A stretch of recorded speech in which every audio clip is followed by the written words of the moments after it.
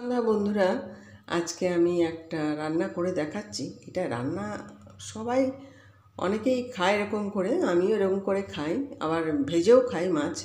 তা আমি আজকে রান্না করব হচ্ছে কাতলা মাছের, কাঁচা কাতলা মাছ রান্না করে দেখাচ্ছি। এটা ওপার বাংলা রান্না, বেশিরভাগ ওপার বাংলা মানুষরাই খায়। আমি আগে প্রচুর খেয়েছি, আমি এখন যদিও বা সব বাড়িতে তো একরকম না, কেউ ভেজে খায়, কেউ কাঁচা মাছ খায়, কাঁচা রান্না করে খায় মাছটা।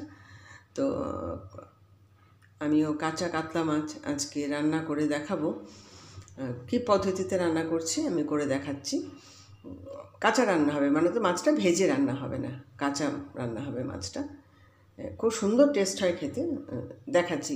এখানে কাঁচা কাতলা মাছটা আছে, এখানে টমেটো আছে, কাঁচা লঙ্কা আছে, আদা বাটা আছে, রসুন বাটা নেই, পেঁয়াজ বাটা আছে, জিরের গুঁড়ো আছে, হলুদ গুঁড়ো আছে, কাশ্মীরি লঙ্কার গুঁড়ো আছে, আর মন ভরে তেল আছে। যেন তেলটা একটু বেশি লাগবে, তেলটা বেশি দিলে টেস্ট একটা হয় ওইটা, কারণ তেলেই রান্না হবে এটা, জলটা খুব কম পড়ে এর মধ্যে। তো আমি দেখাচ্ছি করে কি করছি। কী করবো বন্ধুরা, আমি এর মধ্যে এবার সব মেলাতে থাকবো, কাঁচা খাবো তো, সব মেলাতে থাকছি। এর মধ্যে পেঁয়াজ বাটা দিচ্ছি,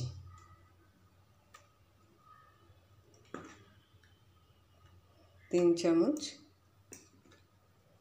যেহেতু মাছটা বড় সেহেতু 4 চামচ পেঁয়াজ বাটা দিলাম। আচ্ছা, পেঁয়াজ বাটা 4 চামচ দিলাম। এইবার এর মধ্যে আদা বাটা দিচ্ছি,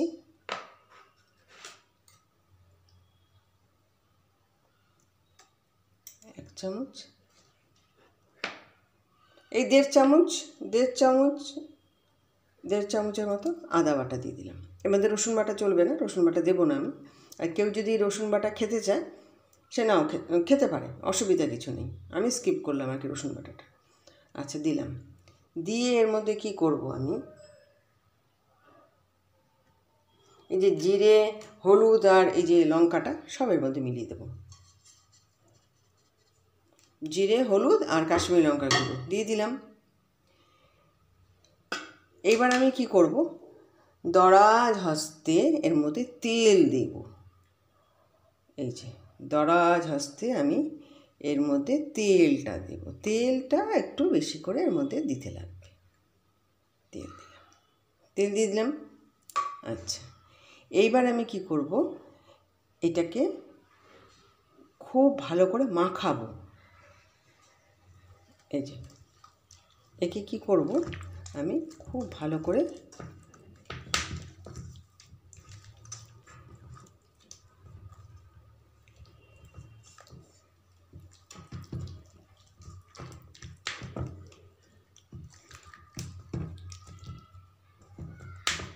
আবার লবণ দিইনি এখনও, এখন লবণও দেব।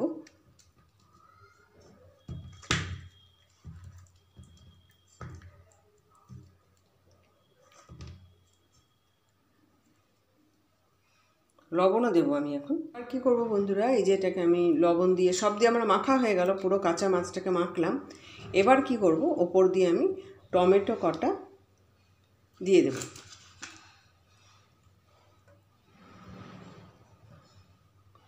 টমেটো কটা দিয়ে দিলাম ওপর দিয়ে। আচ্ছা, সবগুলো মাছের উপরে থাকলো টমেটোগুলো দেওয়া হয়ে গেল। এইবার কি করব, কতগুলো কাঁচা লঙ্কা ওপর দিয়ে আমি দিয়ে দেবো, কাঁচা লঙ্কা চেরা। এমনি কাশ্মীরি লঙ্কার গুঁড়ো দিয়েছি আগে, এবার কাঁচা লঙ্কাগুলো খুব ঝাল, এটুকুই কাঁচা লঙ্কা এখন আপাতত আমি দিলাম, পরে ঝাল দেখে তারপরে সেই বুঝে দেব। আর এইটাকে কি করব, এখন আমি কিছুক্ষণ 10-15 মিনিট ওকে ম্যারিনেট করতে ছেড়ে দেবো। ম্যারিনেট হোক, তারপরে আমি রান্নাটা বসাবো। আর এর মধ্যেই মাখলাম, আবার এর মধ্যেই বসাবো। এবার আমি কি করছি, এটাকে একটুখানি ঢেকে দিচ্ছি। এটা ঢাকা থাক, একটু ম্যারিনেট হতে থাকবে, তারপরে আমি রান্নাটা করব। এখন কড়াইটাকে বসিয়ে দিলাম বন্ধুরা। এবার এটাকে একটুখানি ঢেকে দেব। এই ঘড়ি মানে এই 10 মিনিট আমার এটা রান্না হবে। পথে আবার দুবার আমি উল্টাবো মাছটাকে, কারণ কাঁচা মাছ রান্না হচ্ছে, দুদিক যাতে রান্না হয়ে যায়। এটা হতে থাকুক, আমি তারপরে দেখাচ্ছি। এবার আমি দেখছি যে মাছটা কতটা আমার হয়েছে। এই যে মা চারিদিকে তেল ছেড়ে গেছে।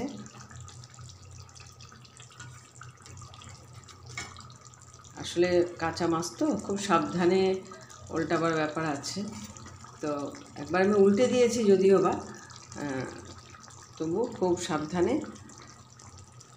কাঁচা মাছটা একটু সাবধানে রান্না করতে হয়। দেখি উল্টে দিয়েছি, এবার এই পাটটা একটুখানি হোক, হওয়ার পরে তারপরে আমি দেখছি। এত সুন্দর একটা ঘ্রাণ বেরিয়েছে। এটা মাছটা যদি টেস্ট হয় রান্নাটা, তাহলে রান্নাটা খেতেও ভালো লাগে। মাছের টেস্ট হওয়াটা দরকার, কিন্তু মাছটা মনে হচ্ছে খুব টেস্টি হবে। মানে গন্ধটা এত সুন্দর আসছে। একটু ঢাকা থাক, আবার 2 মিনিট পরে আমি আবার উল্টে তারপরে দেখবো যে কেমন হয়েছে। আমি একটুখানি উঠিয়ে আবার দেখছি কেমন হয়েছে। আমার তো মনে তো হচ্ছে যে হয়ে গেছে। চারিদিকে যে তেল বেরিয়ে গেছে। এত তেল আমি নর্মালি খাই না, কিন্তু আমি এই মাছটা রান্না করতে গেলে একটু তেল বেশি লাগে, তো 2-4 দিন একটুখানি খাওয়াই যায় তেল। আর লাস্টে কী করলাম, অল্প একটু ধনেপাতা এর মধ্যে একটুখানি ছড়িয়ে দিলাম।